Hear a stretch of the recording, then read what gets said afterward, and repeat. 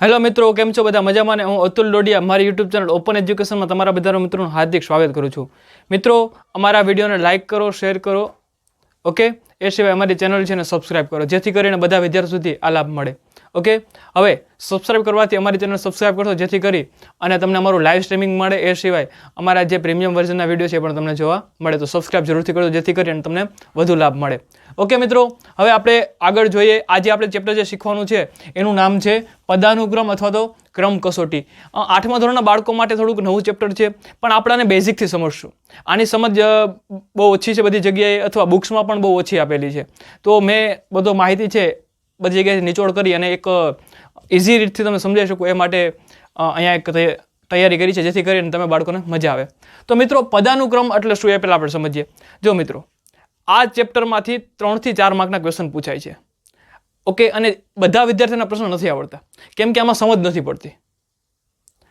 આ સમજ નથી પડવાનું કારણ એ છે કે કોઈ વ્યવસ્થિત બુકમાં આની વાત કરેલી નથી. તો આપણે પહેલાં સમજીએ કે પદાનુક્રમ એટલે શું. જો મિત્રો, અહીંયા છે ને પદાનુક્રમમાંથી આપણે શું કરવાનું હોય. દાખલા તરીકે 5 વિદ્યાર્થી ઊભા છે. આ પહેલો વિદ્યાર્થી છે, દાખલા તરીકે 1, 2, 3, 4 અને 5. સમજાઈ ગયું? આ 5 વિદ્યાર્થી છે, એનો હું ક્રમ આપી દઉં. 1, 2, 3, 4 અને 5 આ વિદ્યાર્થી છે અને આ એનો ક્રમ છે. ઓકે, તો પ્રશ્ન એવી રીતે પૂછી શકે, ઓકે, કે અહીંયા ડાબી બાજુથી આ મહેશ છે, દાખલા તરીકે આપણે મહેશ રાખી દઈએ. મહેશનો ડાબી બાજુથી મહેશનો ક્રમ, ડાબી બાજુથી મહેશનો ક્રમ બીજો છે. રેડી? ઓકે, બીજો છે. મહેશનો ક્રમ કેટલામો છે? ડાબી બાજુથી બીજો. અમારો ડાબો હાથ છે, તમારો પણ આ ડાબો હાથ થશે. કેટલામો ક્રમ છે? પહેલો અને બીજો. જો આ બીજો ક્રમ છે. સમજાઈ ગયું? અને જમણી બાજુથી એટલે અહીંયાથી 1, 2, 3 અને 4 કેટલામો ક્રમ છે મહેશનો મિત્રો? ચોથો થયો. અને જમણી બાજુથી કેટલામો ક્રમ છે? જમણી બાજુથી મહેશનો ક્રમ કેટલામો છે? ચોથો છે. સમજાઈ ગયું મિત્રો? હજી સમજી લો. આ ડાબી બાજુ થઈ, મારો હાથ ડાબો છે એટલે આ ડાબી બાજુ, એટલે કેટલામો ક્રમ થયો? પહેલો અને બીજો. મહેશ છે એ 5 છોકરામાં ક્યાં ઊભો છે? તો કે બીજા સ્થાને ઊભો છે, એટલે કે જમણી બાજુથી. આપણે આમાં લાઈનમાં ઊભીએ, ડાબી અને જમણે સમજાઈ દો. બધા બાળકો છે આમ લાઈનમાં ઊભતા હોય. જો અહીંયા 1 છોકરો, અહીંયા 2, અહીંયા 3, આવી રીતે લાઈનમાં ઊભતા હોય. આ જે લાઈનમાં ઊભે છે એમાં જ આ રૂલ્સ કામ કરશે અને ડાબું જમણું કહે. ઓકે મિત્રો, તમને બધા મિત્રોને આમ લાઈનમાં ઊભા રાખ્યા એની વાત કરી છે. આગળ પાછળની, જો આ પેલો વિદ્યાર્થી આગળ છે, પછી હું પાછળ, મારી પાછળ વિદ્યાર્થી હોય એને આગળ પાછળ કહેવાય.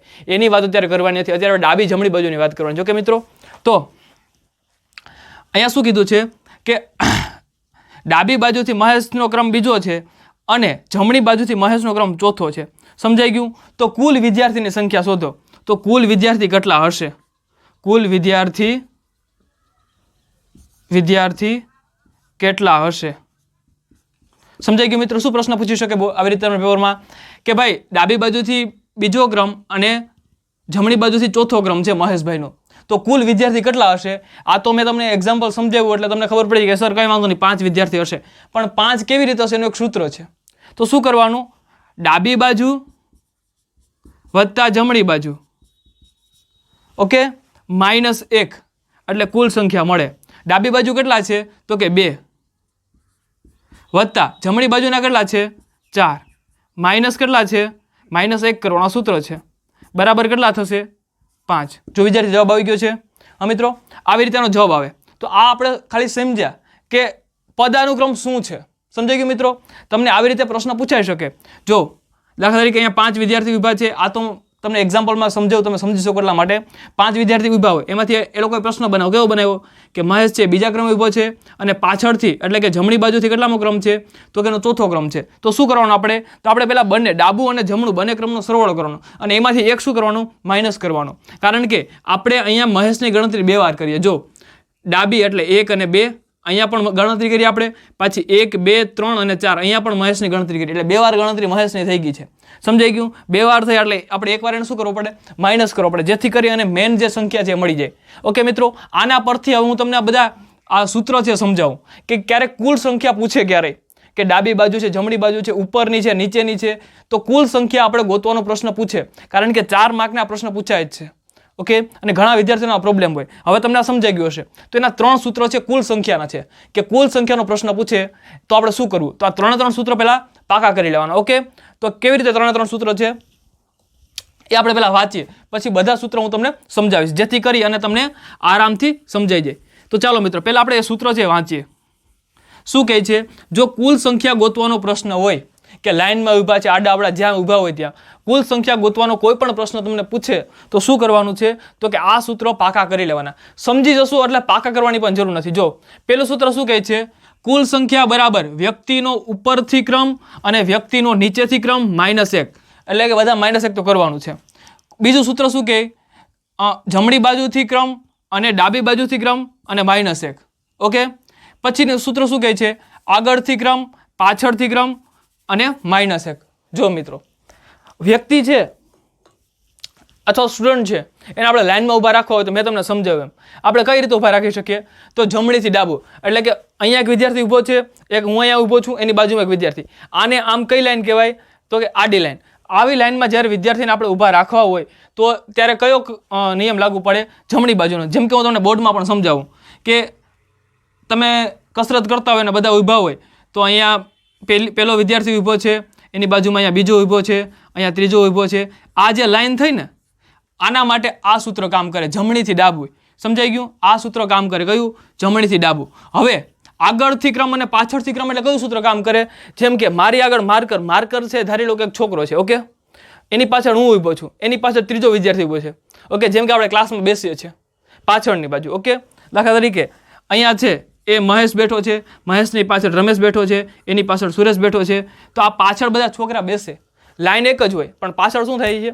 બેસે છે. જેમ કે આપણે બસમાં ચડીએ, બસમાં જો આપણે લાઈનમાં ચડતા હોય તો શું થાય?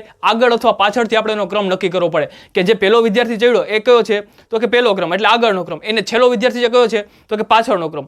તો એવા જ્યારે દાખલો પૂછાય ત્યારે આગળથી અને પાછળથી ક્રમ છે એનું આ સૂત્ર છે એ આપણે ઉપયોગ કરવું પડે છે. બધું એક ને એક, પણ જો શબ્દ બદલાય તો આપણે એ પ્રમાણે તૈયારી રાખવાની કે ડાબું જમણું પણ આપણે ખબર હોવી જોઈએ અને આગળથી અને પાછળથી પણ ખબર પડી હોવી જોઈએ. ઓકે, આ થઈ આની વાત. હવે ઉપરથી વ્યક્તિનો ક્રમ અને નીચેથી ક્રમ.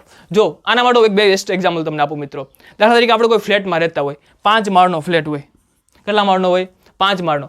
એનો જે 5મો માળ છે એ શું કહેવાય? તો કે ઉપરથી એનો ક્રમ છે. ઉપરથી કેટલામો ક્રમ છે? પહેલો. દાખલા તરીકે આપણે ઊભા છે, આ 5 માળનો ફ્લેટ છે, ચાલો આપણે બનાવીએ. આ પહેલું, આ ઉપરનું પહેલી બાજુ, આ બીજી, આ ત્રીજી, આ ચોથી અને આ 5મી. ઓકે, સમજાઈ ગયું મિત્રો? આ છે એ પહેલો, બીજો, ત્રીજો, ચોથો અને 5મો. આવા 5 માળ છે, આખું બિલ્ડિંગ છે. સમજાઈ ગયું મિત્રો?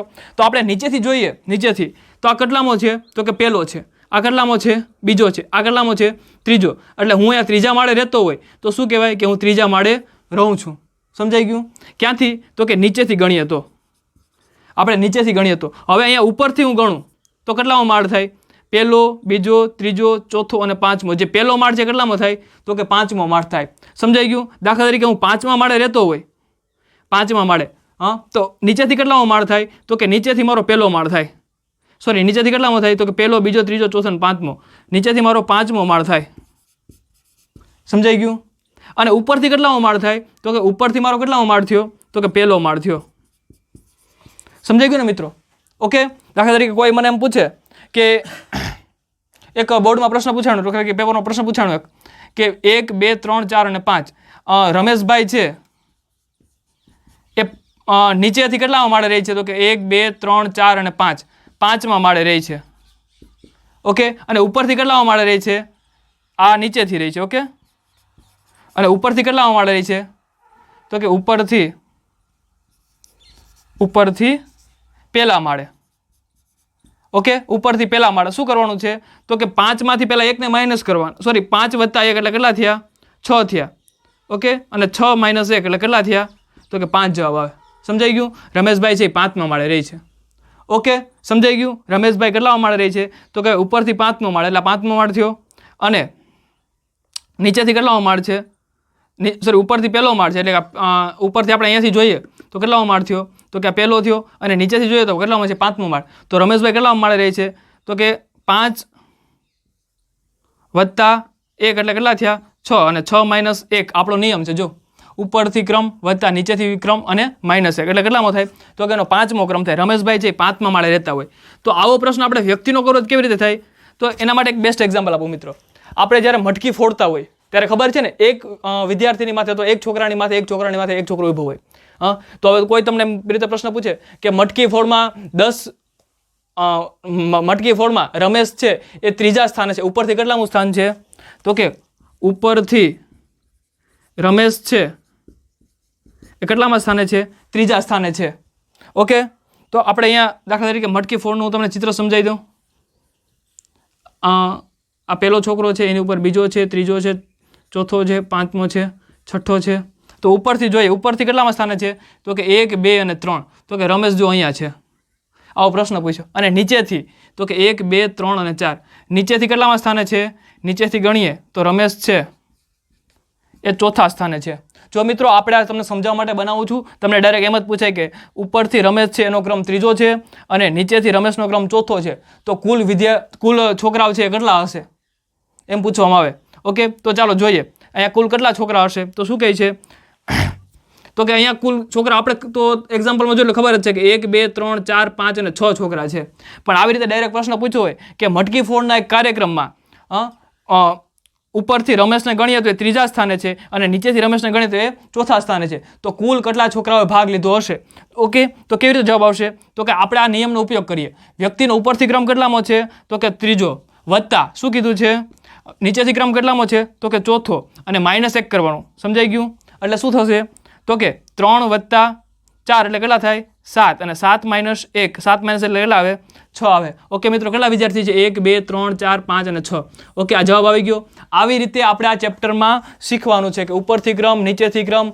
સમજાઈ ગયું ને મિત્રો? તો હવે આ 3 સૂત્ર છે પાકા કરી લેવાના કે કુલ સંખ્યા પૂછે. સમજાઈ ગયું ને? જ્યારે કુલ સંખ્યા પૂછે કે ડાબી બાજુથી આટલા વિદ્યાર્થી, જમણી બાજુથી વિદ્યાર્થી, તો કુલ વિદ્યાર્થી કેટલા હશે? અથવા આગળથી આટલામો ક્રમ છે વિદ્યાર્થીનો અને પાછળથી આટલામો ક્રમ છે, તો કુલ વિદ્યાર્થી કેટલા હશે? અથવા એમ પૂછે કે ઉપરથી વ્યક્તિનો ક્રમ આટલામો છે, નીચેથી વ્યક્તિનો ક્રમ આટલામો છે, તો કુલ કેટલા વ્યક્તિ હશે? તો એનું સૂત્ર પાકું કરી લેવાનું. એક વાર હું તમને રિપીટ કરી દઉં.